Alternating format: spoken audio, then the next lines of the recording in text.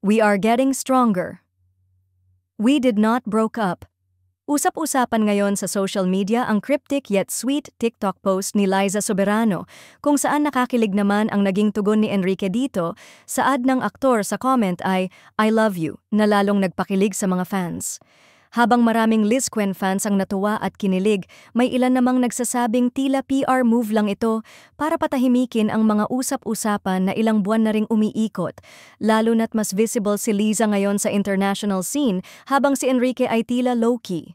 May haka-haka ring baka nagkaroon ng rough patch sa kanilang relasyon at ngayon ay pilit nire-rebuild ang imahe ng pagiging matatag na couple. Matagal nang walang sabay na public appearance ang Liz Quen, si Liza abala sa career abroad at madalas kasama ang ibang foreign personalities at si Enrique tila tahimik at wala masyadong project. Dahilan para sabihing baka hindi na sila aligned sa goals. Ayon sa ilang sources, naglayo ang loob ng dalawa pero hindi talaga naghiwalay. Sa loob ng halos isang dekada ng pagiging love team at rumored real-life couple, maraming beses nang tinanong kung kailan ang proposal o kung kailan sila magpapakasal. Pero ngayon, tila mas maraming tanong kaysa sagot.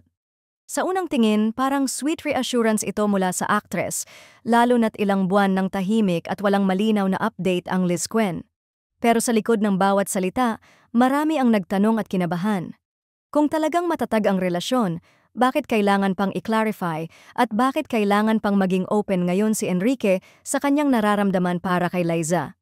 Maraming Liz Quen fans ang umaasa na makikita sila ulit sa isang serye or movie na magkasama, pero sa kasalukuyan ay parang malabo pa nga ito, kung kaya't hangad ng mga fans na sana ay maging masaya ng tuluyan ang dalawa at magtagal pa nga ang kanilang relasyon.